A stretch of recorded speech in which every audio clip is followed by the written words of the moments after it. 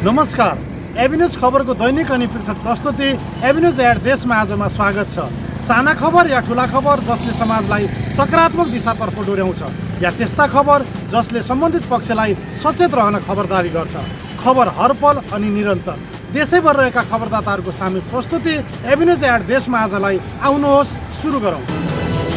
नेपाल नेत्र ज्योति संघ कपिलवस्तु शाखाको 19औं साधारण सभा तथा जिल्ला अधिवेशनबाट मनोज कुमार श्रीवास्तव अध्यक्ष पदमा निर्वाचित भएका छन्। शाखाको तैली हवामा सम्पन्न निर्वाचनमा संघका पूर्व उपाध्यक्ष राजेश गेवालीलाई 4 मतको फरकबाट मनोज कुमार श्रीवास्तव अध्यक्ष पदमा निर्वाचित भएका हुन्। मतगणनाको अन्तिम मत परिणाम अनुसार प्रतिस्पर्धी राजेश गेवालीले 85 मत र निर्वाचित अध्यक्ष मनोज श्रीवास्तवले 89 मत प्राप्त गरेका थिए। सोही निर्वाचनबाट कार्य समिति सदस्यहरूमा चतुर्भुज शर्मा, बलराम घिमिरे, गोपाल भण्डारी, कृष्ण कुमारी केसी, गोपाल भण्डारी, कृष्ण कुमार केसी, जनार्दन पराजुली, कमल सापकोटा, रिता मिश्रा, मुख्तार अहमद खा, कृष्ण के श्रेष्ठ, मन बहादुर बराई, वीरेन्द्र वर्मा र रामनिवास चौधरी निर्वाचित भएका छन्। निर्वाचित पदाधिकारीहरूलाई निर्वाचन अधिकृत तथा नेपाल नेत्र ज्योति संघका केन्द्रीय उपाध्यक्ष सागर प्रताप राणाले प्रमाणपत्र तथा पदको शपथ गराएका थिए। नवनिर्वाचित अध्यक्ष मनोज श्रीवास्तवले तैलीहवा आँखा अस्पताललाई अत्याधुनिक तरिकाले सञ्चालन गर्न जिल्लाका सबै जनप्रतिनिधि, राजनीतिक दलका प्रतिनिधि तथा नागरिक अगुवाहरूसँग समन्वय गरी अघि बढ्ने प्रतिबद्धता जनाएका छन्। पर्सा प्रहरीले ठूलो परिणाममा लागू औषध चरेस र गाँजा सहित 4 जनालाई पक्राउ गरेको छ। पटेरवा सुगौली गाउँपालिका वडा नम्बर 5 दिबिरियामा प्रदेशी राउत थारूको घरमा प्रहरीले छापा मारेर चरेस र गाँजा सहित 3 जनालाई पक्राउ गरेको पर्सा प्रहरी उपरीक्षक कोमल शाहले जानकारी दिए। प्रहरी निरीक्षक द्वय आशुतोष शाही र प्रज्वल थपलिया नेतृत्वको टोलीले घरमा छापा मारेर खान तलासी गर्दा लुकाएर भण्डारण गरी राखिएका 118 केजी चरेस र 4 केजी गाँजा बरामद गरेको शाहले बताए। चरेस र गाँजाको कारोबारमा संलग्न घरधनी 60 वर्षीय थारू, मकवानपुरको राक्सिराङ गाउँपालिका वडा नम्बर 8 का 38 वर्षीय रमेश मोक्तान र मकवानपुरकै मनहरी गाउँपालिका वडा नम्बर 6 का 25 वर्षीय रोशन मोक्तानलाई पनि पक्राउ गरिएको शाहले जानकारी दिए। यस्तै पर्साको ठोरी गाउँपालिका वडा नम्बर 2 हनुमान नगरबाट पनि गाँजा सहित 1 जनालाई प्रहरीले पक्राउ गरेको छ। पक्राउ परेमा चितवनको लोथरका 57 वर्षीय रामबहादुर तामाङ रहेका छन्। उनलाई लागू औषध गाँजा 61 केजी सहित पक्राउ गरिएको पर्साका प्रहरी प्रवक्ता प्रहरी नायब उपरीक्षक दीपक गिरीले जानकारी दिए। राज्यबाट अनुदान र सहुलियत कर्जा दुवै नपाएपछि पर्वतका ठूला कृषि व्यवसायी किसानहरू मारमा परेका छन्। 1 करोड माथि लगानीमा बङ्गुर फार्म सञ्चालन गरेका पर्वत खरिहगा गौरव छेत्री अहिले करोडौं लगानीको फर्म न सञ्चालन गर्न सक्ने अवस्थामा छन् न त बन्द गर्न सक्ने अवस्थामा छन्। कुनै समय साथीभाइको लहलैमा इराक पुगेका गौरव इराकमा अमेरिकी सैनिकको क्याम्पमा दैनिकीमा सघाउने काम गरेका छेत्रीले डरमा 3 वर्ष बिताएको सुनाउँदै नेपालमै फर्किएर बङ्गुर पालन थालेको जनाए। 8 वर्ष अघि थालेको बङ्गुर फर्ममा अहिले 1 करोड 10 लाख लगानी भइसकेको भए पनि राज्यले युवाहरूलाई प्रोत्साहन नगरेको सुनाए। कुस्मा 8 मा ओडारे कृषि फर्म सञ्चालन गरेका छेत्रीले आधुनिक तरिकाले निर्माण गरिएको खोरमा 300 भन्दा बढी बङ्गुर अटाउँछन्। जिल्लाको कृषि ज्ञान केन्द्रबाट सानो रकम सहयोग हुने गरेको छ, तर प्रदेश र संघीय सरकारबाट आउने अनुदानका कार्यक्रम उनीसम्म आइपुग्दैन। सत्ता र शक्तिको पहुँचमा भएका नक्कली कृषकलाई अनुदान दिइने भए पनि वास्तविक किसानले अनुदानका कार्यक्रममा सहभागी हुन खोज्दा विभिन्न बहाना बनाएर टार्ने गरिएको गुनासो छेत्रीको छ। उनका अनुसार सहुलियत कर्जा समेत वास्तविक किसानले पाउने गरेका छैनन्। वैदेशिक रोजगारबाट फर्किएका युवाहरूलाई राज्यले स्वरोजगारको कथा सुनाउने गरेको भए पनि गाउँ बस्तीमा सम्भावना खोजेर स्वरोजगार बन्ने युवाहरूलाई प्रोत्साहन गर्न नसक्दा करोडौं लगानीको कृषि फर्महरू पनि नटिक्ने अवस्थामा पुगेका हुन्। सोभियु निर्वाचनदेखि सुरु भएको विवाद अहिलेसम्म मत्थर हुन सकेको छैन। यही चैत 5 गते नर्सिङ क्याम्पसमा सोभियु निर्वाचन सम्पन्न भएको थियो। चुनावमा अखिल पक्षले जितेपछि नेभी संघले मतगणनाको केही घण्टापछि क्याम्पसमा तालाबन्दी गरेको थियो। नेभी संघले क्याम्पस प्रमुख जमुना भट्टराईले चुनावको आचार संहिता लागू हुँदा राति होस्टेलमा प्रवेश गरेर आचार संहिताको उल्लङ्घन गरेको र अखिलको पक्षमा मत मागेको जस्तो आरोप लगाएको थियो। सोही समयदेखि सम्बन्धित विवाद चुलिएको थियो। क्याम्पस प्रशासन, सोभियु र अखिलको बैठक यस अवधिमा पटक पटक बसे पनि सार्थक परिणाम निस्कन सकेको छैन। क्याम्पस प्रमुख भट्टराईले अखिल पक्षधर विद्यार्थीहरू जम्मा गरेर आफ्नो कक्षमा लगाइएको ताला तोडेको र नेभी संघको विज्ञप्ति च्यातेको भन्दै नेभी संघ पक्षधरले राति क्याम्पसमा विवाद गरेको थियो। विवादका क्रममा क्याम्पस प्रमुखले नर्सिङका केही विद्यार्थीमाथि हातपात र दुर्व्यवहार गरेकी थिइन्। चिकित्सा शास्त्र अध्ययन संस्थान वीरगञ्ज नर्सिङ क्याम्पसका सोभियु निर्वाचनदेखि सुरु भएको विवादले अहिलेसम्म निकास पाउन सकेको छैन। सहारा नेपाल बचत तथा ऋण सहकारी संस्थाले ट्राफिक सचेतनामूलक सामग्री हस्तान्तरण गरेको छ। सोमबार बिर्तामोडमा एक कार्यक्रमका बीच सहारा नेपाल साकोसको बिर्तामोड सेवा केन्द्रले जिल्ला ट्राफिक प्रहरी कार्यालय झापालाई विभिन्न ट्राफिक संकेत समावेश सन्देशमूलक सामग्री हस्तान्तरण गरेको हो। 28औं स्थापना दिवसको अवसर पारेर साकोसले ट्राफिक प्रहरीलाई no parking hoarding board, banner, pamphlet लगायतका सामग्री प्रदान गरेको बिर्तामोड सेवा केन्द्र प्रमुख लक्ष्मी प्रसाद रिजालले जानकारी दिए। मोटरसाइकल चलाउँदा अनिवार्य हेलमेटको प्रयोग गरौं, मोबाइल फोनमा कुरा गर्दै सवारी नचलाऊ लगायतका सन्देशमूलक सूचना प्रेषित बोर्डहरू प्रदान गरिएको थियो। बिर्तामोड 5 का वडा अध्यक्ष रोहित प्रसाईको प्रमुख आतिथ्यतामा भएको कार्यक्रमको औचित्यमाथि प्रकाश तथा संस्थाको प्रगतिबारे बिर्तामोड अनुगमन कार्यालयका अनुगमन अधिकृत घनश्याम रायले गरेका थिए।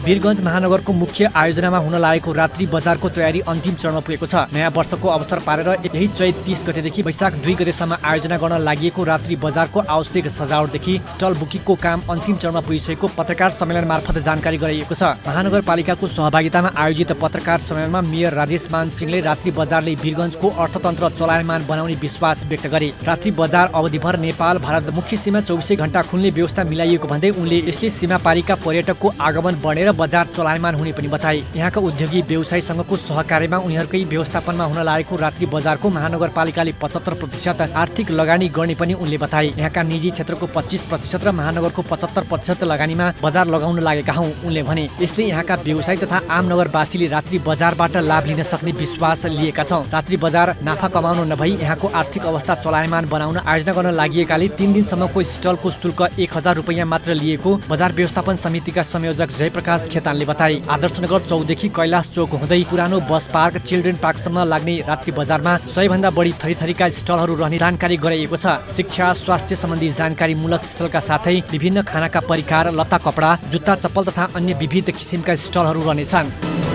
झापाको बिर्तामोड 1 स्थित भगवान चोकमा राजस्थान मार्बल एन्ड टाइल्सको शाखा सञ्चालनमा आएको छ। उक्त मार्बल एन्ड टाइल्सको शाखाको एक कार्यक्रमका बीच उद्योग वाणिज्य महासंघ कोशी प्रदेशका उपाध्यक्ष कुमारमणि पोखरेलले गरेका छन्। झापा सहित पूर्वका सेवाग्राहीलाई लक्षित गर्दै मोरङ, सुनसरी, इलाम, पास्थर र ताप्लेजुङमा सहज रूपमा राजस्थान मार्बल एन्ड टाइल्स उपलब्ध गराउने उद्देश्यले बिर्तामोडमा राजस्थान मार्बल एन्ड टाइल्सको शाखा सञ्चालन गरिएको बलदेव चौधरीले जानकारी दिए। उनका अनुसार राजस्थान मार्बल एन्ड टाइल्सको इटहरीमा मुख्य कार्यालय रहेको छ। युवाहरूले संयुक्त रूपमा सञ्चालनमा ल्याएको राजस्थान मार्बल एन्ड टाइल्स शोरूममा उच्च स्तरीय ग्रेनाइट मार्बल टाइल्स सेनेटरी तथा बाथरूम फिटिङका सम्पूर्ण सामग्री एकै ठाउँमा उपलब्ध हुने जनाइएको छ। खुद्राका रूपमा घरायसी अफिसियल थोक बिक्रीका रूपमा ठूला सुपरमार्केट अपार्टमेन्ट उद्योग व्यापारी फर्महरूलाई सरल सहज तथा सर्वसुलभ रूपमा तुरुन्त सामग्री दिन सकिने गरी शाखा सञ्चालनमा ल्याइएको बताइएको छ।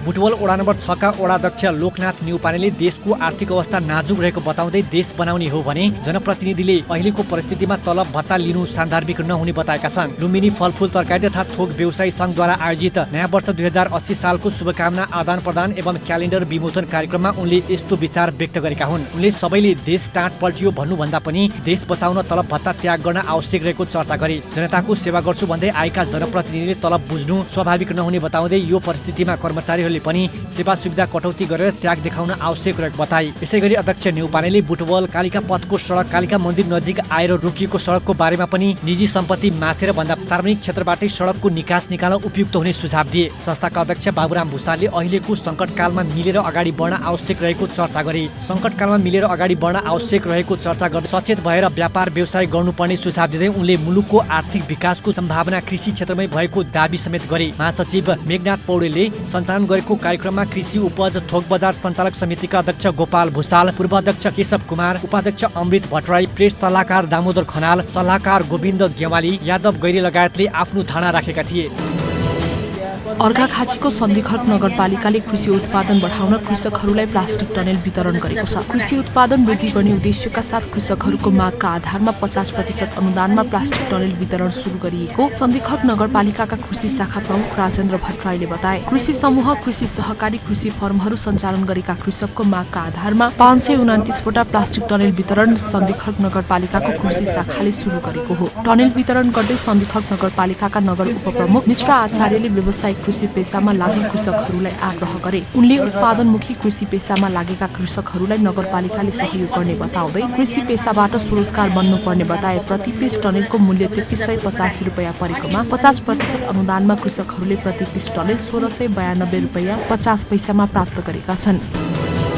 कोशी प्रदेश खेलकुद विकास बोर्ड तथा इटहरी कराते नगर कमिटीको आयोजनामा इटहरीमा भएको स्कुल स्तरीय कराते प्रतियोगितामा शान्तिनगर स्कुल प्रथम भएको छ। 1 दिवसीय कराते प्रतियोगितामा प्रथम हुँदै शान्तिनगर स्कुलले नगद 6000 सहित ट्रफी र प्रमाणपत्र प्राप्त गरेको हो। त्यसैगरी दोस्रो हुने रङ्गशाला टिमले नगद 4000 ट्रफी र प्रमाणपत्र र तेस्रो हुने हिमाली स्कुलले नगद 3000 सहित ट्रफी र प्रमाणपत्र प्राप्त गर्न सफल भएको छ। कराते प्रतियोगिताको कोशी प्रदेश खेलकुद विकास बोर्डका सदस्य सचिव हंसबहादुर बागले उद्घाटन गरेको प्रतियोगिताको समापन प्रतिनिधि सभा सदस्य कल्पना चौधरीले गरेकी गरेकी हुन्। प्रतियोगिताको अध्यक्षता दुर्गा बहादुर बुढाथोकीले गरेका थिए भने कार्यक्रममा समीर पोखरेल लगायतका खेलकुदसँग सम्बन्धित व्यक्तित्वहरूको उपस्थिति रहेको थियो।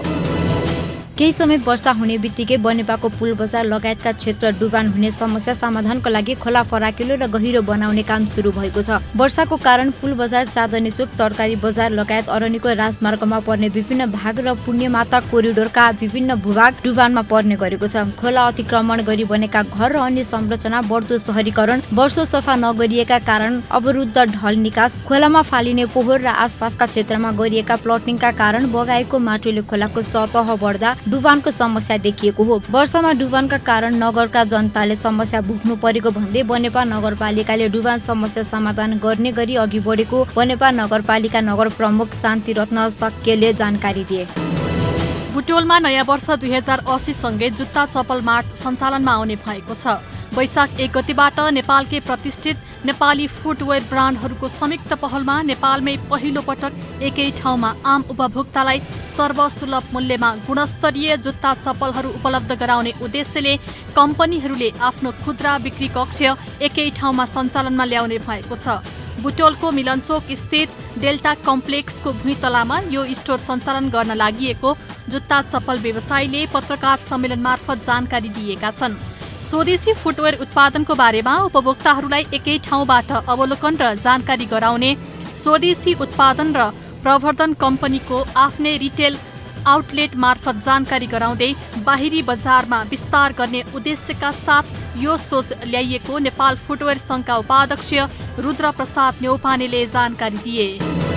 शैक्षिक गुणस्तर सुधारका लागि शिक्षाको प्रमुख भूमिका रहेको नुवाकोटको ताँदी गाउँपालिकाका सरोकारवालाले जोड दिएका छन्। गाउँपालिकामा आयोजित प्राथमिक तहका शिक्षकहरूको पदस्थापन कार्यक्रममा शिक्षाको गुणस्तर सुधारमा शिक्षकहरू प्रयत्नशील रहनुपर्नेमा जोड दियो। कार्यक्रममा गाउँ शिक्षा समितिका संयोजक समेत रहेका ताँदी गाउँपालिकाका अध्यक्ष सन्तमान तामाङले शिक्षक असल र प्रधानाध्यापक कुशल नेतृत्व क्षमताको भएमा सरकारी विद्यालयलाई अब्बल बनाउन सकिने बताई। गाउँपालिकाका उपाध्यक्ष सञ्जु प्याकुरीले पछिल्लो समय शिक्षण पेसामा महिला सहभागिता वृद्धि हुनु सकारात्मक रहेको बताइन्। बालबालिकालाई बाल मैत्री वातावरणमा अध्यापन गराउन यसले थप सहयोग पुग्ने प्याकुरेलको भनाइ छ। कार्यक्रममा प्रमुख प्रशासकीय अधिकृत खेमराज छिनाल, शिक्षा शाखा प्रमुख रामचन्द्र कार्की, वडा नम्बर 2 का अध्यक्ष बच्चुराम तामाङ, वडा नम्बर 4 का अध्यक्ष अस्मिन कुमार पाण्डे लगायतले शिक्षकहरूलाई ग्रामीण क्षेत्रका विद्यालयमा कार्यरत रहँदा कुनै समस्या सृजना भएमा सहजीकरण गर्न आफू तयार रहेको प्रतिबद्धता जनाएका छन्। रामपुर नेपाल स्काउटको क्याम्प सुरु भएको छ। 13औं scout friendship camp Nepal scout Chitapur ग्रुपको आयोजना र रामपुर स्काउट ट्रुप र रामपुर अङ्ग्रेजी आवासीय माध्यमिक विद्यालयको सहयोगमा सुरु भएको हो। झण्डोत्तोलन गरी क्याम्पमा शुभारम्भ गर्दै रामपुर नगरपालिकाका नगर प्रमुख एवं रामपुर स्काउट ट्रुपका संरक्षक रमण बहादुर थापाले स्काउटले विपद व्यवस्थापनसँगै विद्यार्थीहरूलाई अनुशासित र राष्ट्रप्रति समर्पित हुन उत्प्रेरणा दिएको बताए। कार्यक्रमले विद्यार्थीको सर्वाङ्गीण विकासमा टेवा पुग्ने बताउँदै स्काउट निस्वार्थ भावका साथ समाज र देशलाई अप्ठ्यारो परेको समयमा सेवा गर्ने जनशक्ति तयार गर्ने बताए। थापाले पाठ्यक्रमको ज्ञानसँगै स्काउटले नैतिक शिक्षा प्रदान गरिरहेको बताउँदै निरन्तर रूपमा स्काउटका गतिविधि अगाडि बढाउन अनुरोध गरे। क्याम्पमा रामपुर आवासीयका 71 जना विद्यार्थी, ललितपुरको Asmita boarding school, landmark boarding school, अथरल बोर्डिङ स्कुलबाट 30 जना विद्यार्थी सहभागी रहेका छन्। रामपुर आवासीय विद्यालयमा स्काउट कक्षामा कक्षा 6 देखि 11 कक्षासम्मका विद्यार्थी सहभागी छन्। स्काउटिङ विकासको लागि वार्षिक कार्यक्रम अन्तर्गत विभिन्न जिल्लामा यस सम्बन्धी कार्यक्रम भइरहेको छ। रामपुर अङ्ग्रेजी आवासीय माध्यमिक विद्यालयका प्रबन्ध निर्देशक सूर्य प्रसाद घिमिरेको अध्यक्षतामा भएको शुभारम्भ कार्यक्रममा स्काउटका विद्यार्थी अनिसा भट्टराईको स्वागत र रामपुर स्काउट ट्रुपका सदस्य अनिल सुनाले गरेका थिए। महोत्तरी र सर्लाहीको सीमा क्षेत्रबाट गाई तस्करी बढेको छ। सुरक्षाकर्मीले तस्करी नियन्त्रण प्रभावकारितामा रहेको दावी गर्दै आएको केही समयदेखि सम्सी, खैरबन्नी, सिसुवा कटैया, रघुनाथपुरदेखि सर्लाहीको रामनारायणपुर, सङ्ग्रामपुर लगायत नाकाबाट चौपाया तस्करी बढेको हो। तस्करीका चौपाया भन्सारले नियन्त्रणमा लिए पनि पुनः तस्करकै हातमा पुग्ने गरेको समेत पाइएको छ। भन्सारमा गाई र बाछाको लिलामी साकार पनि तस्करहरूले नै गर्दै आएका हुन्। पशुधनको प्रतिवेदन मूल्यभन्दा कम मूल्याङ्कन गरिनु तथा डाक बराबर हुनुले तस्करीदेखि नै डाक बराबरसम्म मिलो मतो हुने गरेको गुनासो हुँदै आएको छ। सीमा छलेर भारततर्फ लाँदै गरेको अवस्थामा बाँकी हुर्दी खोला, सम्सी, रघुनाथ, खैरबन्नी, सिसुवा कटैया नाकामा पटक पटक चौपाया सुरक्षाकर्मीले नियन्त्रणमा लिने गरेका छन्। तर तस्करी हुन लागेको अवस्थामा समातिएको गाई र बाछा सरकारी प्रक्रिया पूरा गरी अन्ततः तस्करकै हातमा पुग्ने गरेका छन्। डिभिजन वन कार्यालय, अर्घाखाँची तथा बागेश्वरी असल शासन क्लब, बास अर्घाखाँचीको आयोजनामा वनसँग सेलिब्रिटी कार्यक्रम सन्धिखर्कमा सम्पन्न भएको छ। वनलाई संरक्षण गर्न सकिन्छ भन्ने मूल उद्देश्यका साथ सञ्चालन भएको कार्यक्रममा ख्यातिप्राप्त कलाकारहरूले वनसँग सन्देशमूलक सांस्कृतिक मनोरञ्जनात्मक गीत सङ्गीत मार्फत वन जङ्गल संरक्षणका प्रस्तुति प्रस्तुत गरेका थिए। जिल्ला समन्वय समिति अर्घाखाँचीको प्रमुख जीवन नारायण कोइरालाको प्रमुख आतिथ्यतामा सुरु कार्यक्रममा सन्धिखर्क नगरपालिकाका नगर उपप्रमुख मिश्र आचार्य, प्रहरी नायब उपरीक्षक मुकुन्द प्रसाद रिजाल, जिल्ला प्रशासन कार्यालयका प्रशासकीय अधिकृत सरोज भूषाल, अनुसन्धान अधिकृत खिमानन्द पोखरेल, निमित्त डिभिजन वन कार्यालयका प्रमुख मदन ढुङ्गाना, वन अधिकृत मोती पौडेल, पत्रकार महासङ्घका अध्यक्ष अशोक खनाल, प्रदेश सदस्य प्रेमनारायण आचार्य लगायत स्थानीय कलाकारहरूको उपस्थिति रहेको थियो। कार्यक्रम क्लबका अध्यक्ष परशुराम पाण्डेको अध्यक्षता, निमित्त डिभिजन वन कार्यालयको प्रमुख मदन ढुङ्गानाको स्वागत तथा क्लब प्रतिनिधि मन भण्डारीको सञ्चालनमा सम्पन्न भएको थियो। देशकै खबर अनि खबरभित्रको खबर खोज्ने हाम्रा खबरदाताहरूको सामूहिक प्रस्तुति एभिन्युज एट देशमा आजमा हामी त्यस्ता खबरलाई ध्यान दिन्छौँ जुन खबर ओझेलमा परेको छ र बन्न सक्छ खबर। एभिन्युज एट देशमा आजका लागि यति नै। भोलि फेरि यही समयमा उपस्थित हुने नै छौँ। खबरभित्रको खबरका लागि हेर्दै रहनुहोला एभिन्युज खबर। नमस्कार।